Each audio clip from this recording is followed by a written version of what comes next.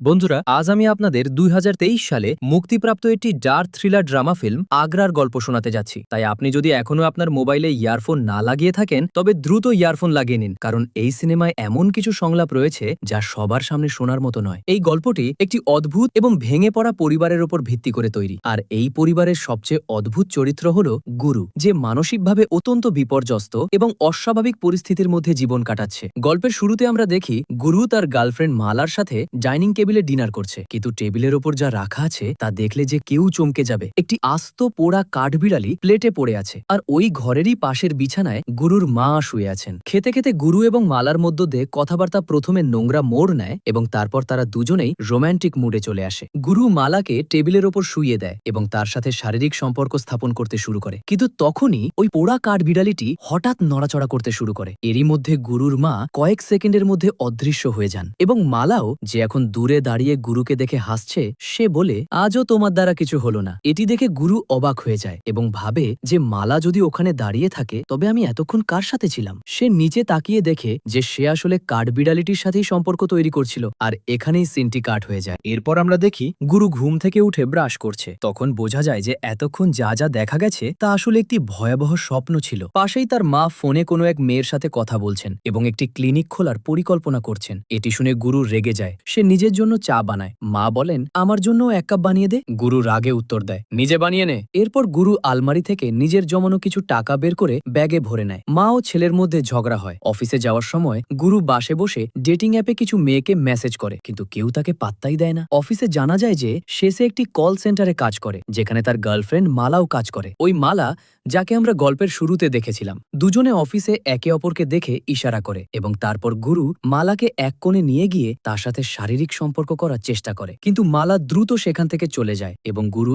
একা বসে গভীর কিছু ভাবতে থাকে। পরে গুরু নিজের সিটে বসে ছবি নামে এক মেয়েকে নিজের কণ্ঠস্বর বদলে কল করে এবং বলে, এটি আমার বাড়ি, আমার ছাদ, এখানে কোনো ক্লিনিক টিলিনিক খুলবে না। কিন্তু ছবি তার কণ্ঠ চিনে ফেলে এবং তাকে গালাগালি দিতে শুরু করে। এখানে জানা যায় যে ছবি আসলে গুরুর কাজিন সিস্টার, চাতো বোন। অফিসের পর গুরু এবং মালা নিজ নিজ বাড়িতে চলে যায়। বাড়ি পৌঁছানোর পর গুরু বাথরুম থেকে ফিনাইলের বোতল নিয়ে বাইরে আসে। তার মা তাকে বকা দিয়ে বলেন, তো লজ্জা করে না নিজের বোনকে ফোন করে গালাগালি দিস? গুরু উত্তর দেয়, ভুল শুধু তোমার মা, এই বাড়িটা শুধু তোমার নয়, আমারও, আর এখানে কোনো ক্লিনিক খুলবে না। এরপর মা ও ছেলের মধ্যে আবার বিতর্ক হয় এবং ভুলবশত মায়ের নাইটি ছিঁড়ে যায়। মা রেগে বলেন, তুই এত নিচে নেমে গেছিস যে এখন নিজের মায়ের ওপর হাত তুলবি? আক্ষেপ হয় তুই জন্মানোর পরই যদি তোকে মেরে ফেলতাম তবে আজ এই দিন দেখতে হতো না। তাদের চিৎকার শুনে ওপর থেকে গুরুর বাবা চিৎকার করে বলেন, চুপ করো তো, তোমরা দুজনে, প্রতিদিনের এই তামাশা আর সহ্য হয় না। গুরুর মা উত্তর দেন, বাড়িতে রেশন নেই, খাবার কি করে তৈরি হবে তা দেখতে পাও না? শুধু আমাদের ঝগড়াই দেখতে পাও।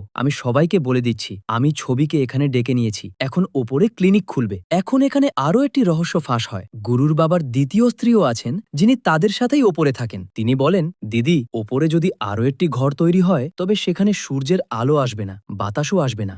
গুরুর বাবা রাগে বলেন, এখানে কাউকে ডাকার দরকার নেই, এখানে কোনো ক্লিনিক খুলবে না। তখনই গুরুর মা কেরোসিনের বোতল তুলে আত্মহত্যার হুমকি দেন।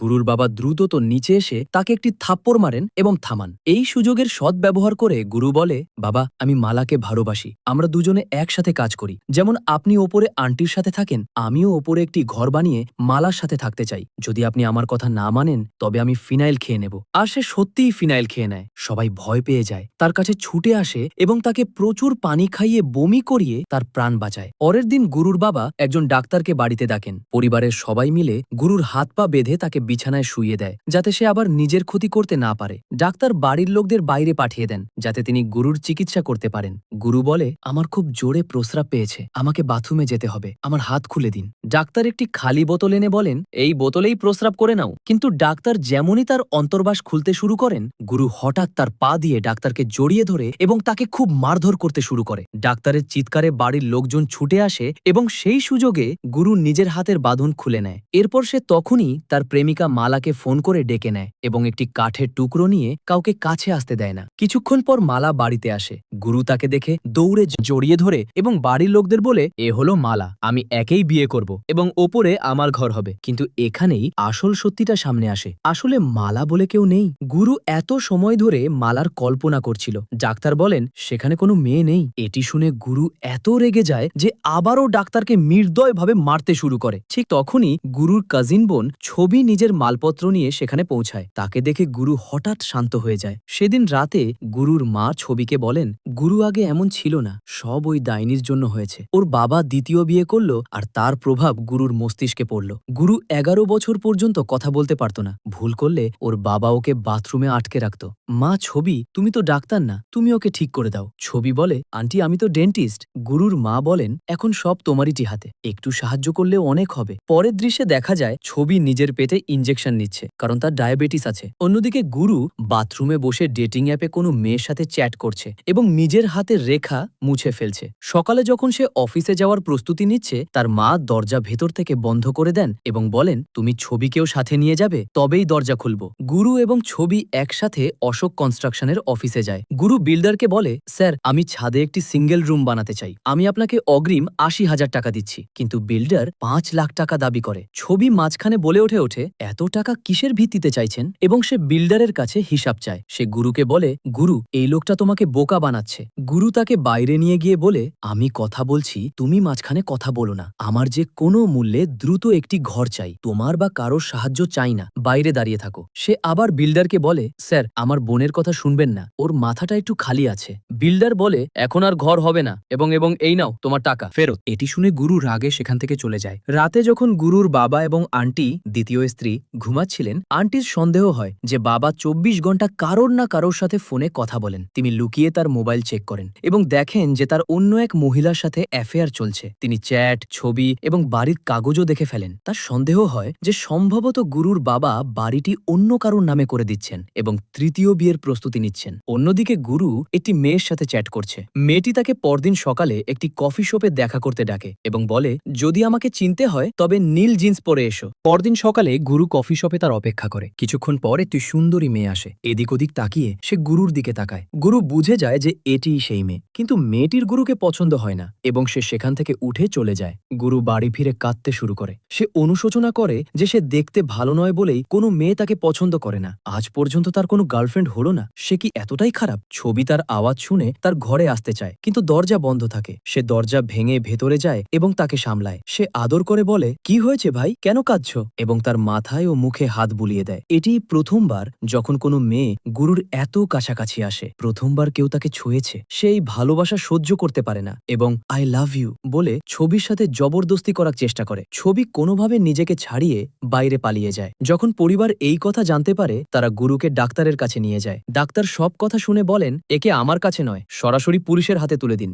যে নিজের বোনের সাথে এমন করে, সে বাইরের মেয়েদের সাথে কি করবে? গুরু বলে, সরি স্যার, আমি জানি না সেই মুহূর্তে আমার কি হয়েছিল, আমি আর কখনো এমন করব না। ডাক্তার তাকে কিছু ওষুধ লিখে দেন। পরের দিন গুরুর আন্টি গুরুর মায়ের কাছে গিয়ে বলেন, আপনার স্বামীর অন্য এক মহিলার সাথে সম্পর্ক আছে। আমার ভয় হচ্ছে যে তিনি এই বাড়ির কাগজ ওই মহিলার নামে করে দেবেন এবং আমাদের বাড়ি থেকে বের করে দেবেন। গুরুর মা বলেন, এখন বুঝলে তো, যখন ও তোমাকে এই বাড়িতে এনেছিল তখন আমার কি অবস্থা হয়েছিল। আমি আমারটা দেখে নেব, তুমি তোমারটা দেখো। এটি গুরুর মা বললেও গুরুর আন্টি বারবার বোঝানোর চেষ্টা করেন, যদি আমরা এখন একসাথে কোনো পদক্ষেপ না নিই তবে এই বাড়ি আমাদের হাতছাড়া হয়ে যায়। পরের দৃশ্যে গুরু একটি চায়ের দোকানে বসে থাকে। আশেপাশে অনেক ছেলে তাদের গার্লফ্রেন্ডের সাথে বসে আছে। গুরু ভাবে, আমার গার্লফ্রেন্ড কবে হবে, আমার পরিবার কবে হবে, কবে কোনো সুন্দরী মেয়ে আমার কপালে জুটবে। এইসব ভাবনায় তার মন আচ্ছন্ন হয়ে থাকে। তখনই সেখানে এক বিকলাঙ্গ মেয়ে আসে, যার নাম প্রীতি। তাকে দেখে গুরু ভাবে, যখন আমার কপালে কোনো সুন্দরী মেয়ে নেই তবে কেন এমন মেয়েকেই পটানোর চেষ্টা করি না। সে প্রীতিকে অনুসরণ করে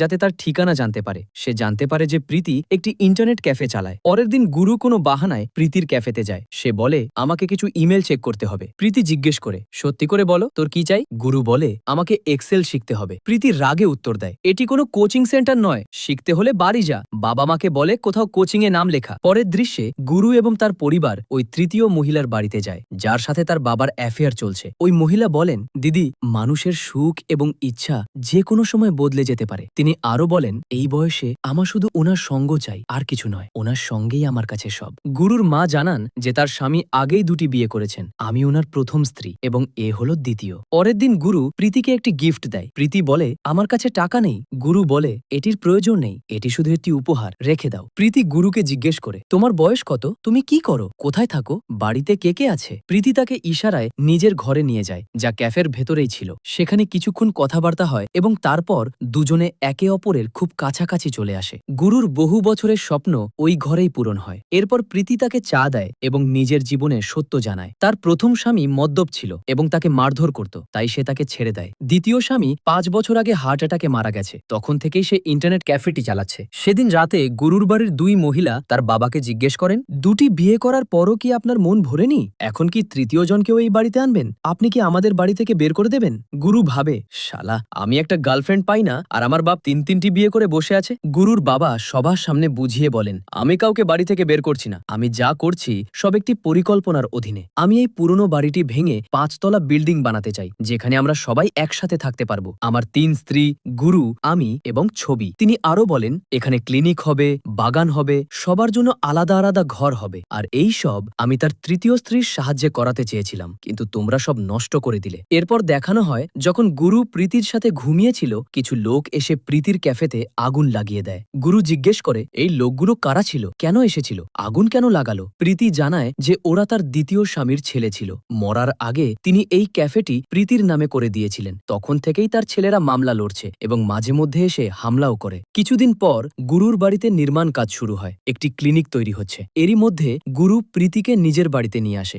গুরু সবাইকে প্রীতির সাথে পরিচয় করিয়ে দেয় এবং মাকে বলে, এই জায়গায় আমার ঘর হবে, এই বাড়িতে আমারও অধিকার আছে এবং আমি এই মেয়েটিকে বিয়ে করতে চলেছি। এরপর ছবি তার বয়ফ্রেন্ডকে সবকিছু জানায়, বলে ক্লিনিক তৈরি হচ্ছিল কিন্তু গুরু সব গোলমাল করে দিল, এখন তোমাকে কিছু করতে হবে প্লিজ। ছবির বয়ফ্রেন্ড বলে, চলো প্রীতির পুরো ব্যাকগ্রাউন্ড বের করি। এরপর ছবি এবং তার বয়ফ্রেন্ড প্রীতির সত্য খুঁজে বের করে গুরুর সাথে দেখা করতে আসে। ছবি কিছু কাগজ দেখিয়ে বলে, ওই ইন্টারনেট ক্যাফে প্রীতির নামে নেই, ও তোমাকে বোকা বানাচ্ছে। সত্য জানার পরও গুরু প্রীতিকে ছাড়তে চায় না। প্রীতিকে ভালোবেসে সে বলে, তুমি আমার সাথেই থাকবে। এরপর গুরু, প্রীতি এবং তার বাবা মিলে বিল্ডারের অফিসে একটি ডিল করে। তারা চায় তাদের পুরনো বাড়ি ভেঙে 5 তলা বিল্ডিং তৈরি করা হোক। বিনিময়ে তারা বিল্ডারকে নিচের 2 তলা দেবে এবং সাথে 20 লাখ টাকা ক্যাশও। এভাবে ডিল পাকাপাকি হয়ে যায় এবং বাড়ির কাজ শুরু হয়। নতুন বিল্ডিং তৈরি হলেই সবার প্রয়োজন পূরণ হবে। ছবির জন্য ক্লিনিক, চাচির জন্য বাগান এবং গুরুর জন্য আলাদা ঘর। অবশেষে সবার স্বপ্ন পূরণ হতেই চলছিল, তখনই গুরু একটি কল্পনা করে। তার মনে হয় মালা তার সামনে এসেছে এবং বলছে, যাও গুরু, যা হওয়ার ছিল হয়ে গেছে। জীবন এমনই হয়, শুধু যা তোমার কাছে আছে তাকে ভালোভাবে আগলে রেখো। আর এরই সাথে সিনেমার সমাপ্তি ঘটে। তো বন্ধুরা, আগ্রা সিনেমাটি দেখার পর আপনাদের কেমন লাগলো তা কমেন্টে অবশ্যই জানাবেন। আর যদি এখন পর্যন্ত ভিডিওটি লাইক না করে থাকেন তবে দ্রুত লাইক করে দিন। এখনকার মতো টাটা, আবার দেখা হবে অন্য এক দারুণ সিনেমার গল্প নিয়ে।